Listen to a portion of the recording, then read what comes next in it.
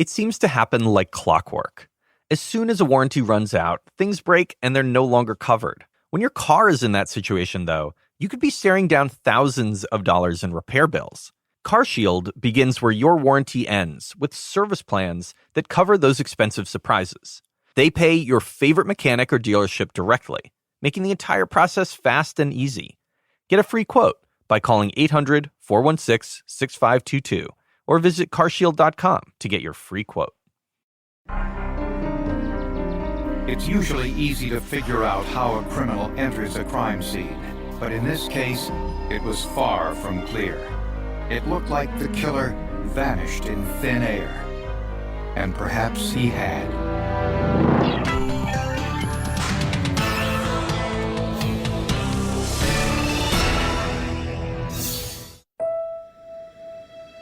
Getting into medical school. It's the hope and dream of thousands of students who apply each year, then pray they'll be accepted.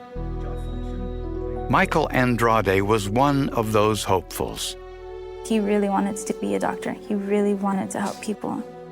Just recently, my mom told me she used to tell him, "Don't worry, Michael, all your hard work's gonna pay off," because he worked really hard at school. In 2005, Michael was a pre-med student at St. Mary's University in San Antonio, Texas. He decided not to live in the dorms, so he rented an apartment a few miles from campus. He actually chose that apartment because it seemed more family-oriented than the other apartments. He said that was the one he felt safer at. One morning in February of that year, workmen smelled smoke coming from Michael's apartment. They noticed that the windows were coated with soot, and when they went to the door, it was unlocked. And as soon as they opened the front door, smoke came billowing out. They were forced out because of the smoke, and when they went back in, they found Mr. Andrade laying on the bed. Michael Andrade had been strangled to death. His body was somewhat burned, but very little compared to if the fire would have taken over. He was found with one of his arms, his right arm in fact, back behind him, about belt high. It appeared that he had been at some point tied up with his hands behind him. There were no signs of forced entry, but electronic equipment was missing. There was an entertainment center that had speakers hanging off the front of it, which appeared to have been connected to something, and that item was missing. On the computer desk was a perfect, demarcation of where a computer would have sat. This meant that the computer had been stolen after the fire started, and the fire was set in 3 different locations. Arson investigators gave information from the beginning that the fire probably was not started with an accelerant. It wasn't gasoline, it wasn't lighter fluid, anything that would create a big flame type fire. A winged back chair placed in between the kitchen and dining area was the site of one fire. The foot of the bed was another, and the third fire started on the floor of the bedroom closet. I had watched a lot of forensic shows, and I knew that seemed like a cover-up, that when there's 3 points of fire, one person's not gonna, the person who's obviously passed away was not the person who said it, that there was obviously gonna be someone trying to cover up whatever evidence was in the apartment. Michael had been wearing boxer shorts and a t-shirt, an indication he might have known the perpetrator and willingly let him or her inside. He knew them and was comfortable enough around them to be just in his underwear. If it was somebody that he didn't know, everyone was certain that he would have put on more clothing before he answered the door. With no forensic evidence, investigators hoped that the stolen items might lead to the identity of the killer. There was always a chance that something would happen, something would break later. Someone would brag about the crime, someone would come across the stolen material or stolen property and bring that back, and we could track it back that way. Or maybe there was evidence in the apartment that they couldn't yet see.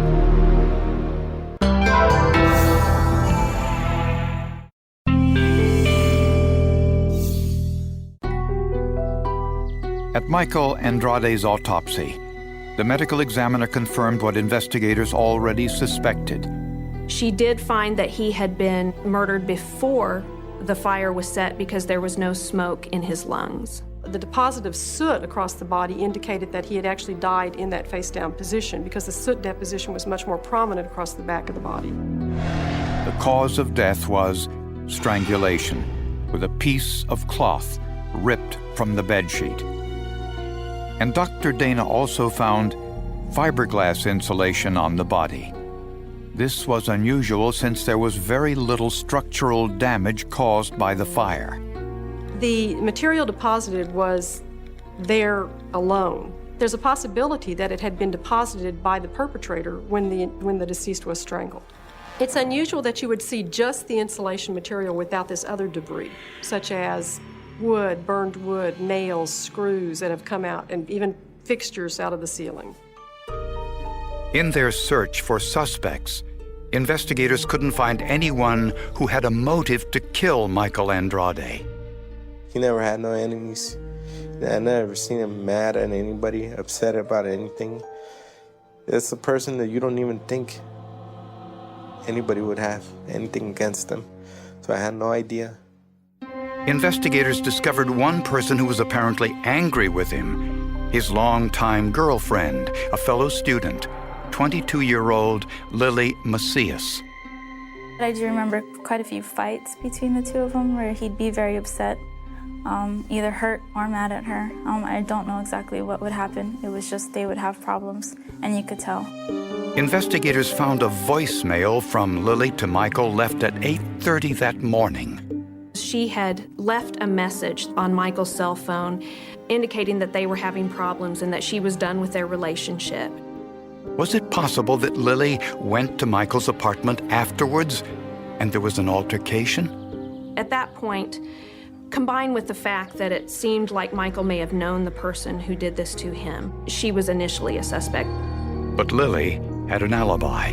She was working at her part-time job on the morning of the murder and was eliminated as a suspect.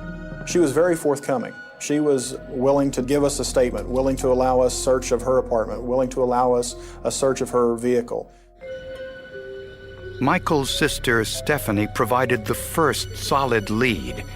She said Michael complained about a man he saw around the apartment complex. The guy would just talk to him, but that the guy made him feel very uncomfortable for some reason. He didn't say why. The guy never said anything suspicious to him or anything mean, but he just said he always felt a little uncomfortable or a little uneasy around the guy just because his character seemed a little off. Unfortunately, Michael never identified the man, provided a physical description, or mentioned where in the complex he lived. Right at that point, the investigators had merely the crime scene, and a very large universe of potential suspects with not a whole lot to go on pinpointing a specific person. With no other suspects for the murder of Michael Andrade, investigators appealed to the public for help. 4 days later, an anonymous tipster called. The Crime Stoppers tip was amazing in its detail. The tipster told police the killer didn't enter Andrade's apartment through the front door or even a window. He entered through an attic crawl space. The tipster knew that Mr. Andrade's laptop was missing, knew about the contents of the laptop, which was never public information. You really have to question, how would somebody know this kind of information?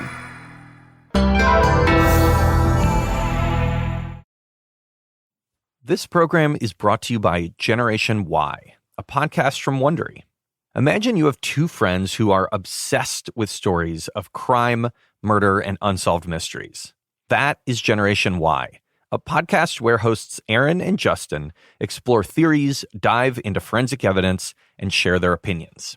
In an all-new episode, Generation Why examines the case of Jonathan Amaral, a 25-year-old biomedical engineer in Jaffrey, New Hampshire. One weekend, he goes off on a hiking trip. He never comes back. After Jonathan fails to show up for work, his mother finds out and reports him missing. That same day, Brittany Barron, who is 31 and one of Jonathan's coworkers, calls in to quit her job, and now she's missing too. Jonathan and Brittany are rumored to be having an affair. So did the two run off together, or has something more sinister happened? Listen to the Generation Y podcast on Amazon Music, Apple Podcasts, or you can listen 1 week early and ad-free by joining Wondery Plus in the Wondery app.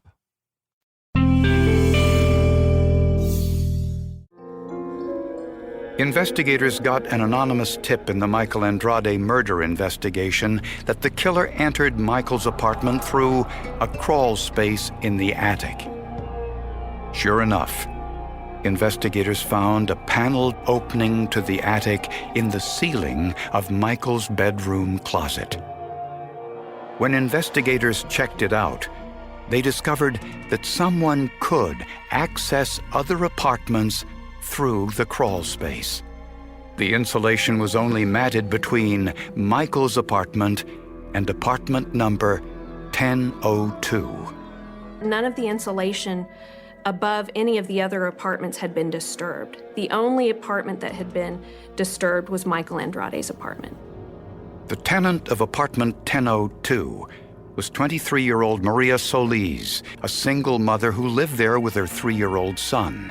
Maria, I'm Detective Titus with the Santa. When questioned by police, Maria claimed she didn't even know Michael Andrade or where he lived. But investigators didn't believe her, so they took the unusual step of confiscating Maria's vacuum cleaner and the clothes in her hamper. Investigators found a pair of men's jeans, and on those jeans were tiny glass fibers. The small air pockets within the glass had expanded, creating a distinctive football shape.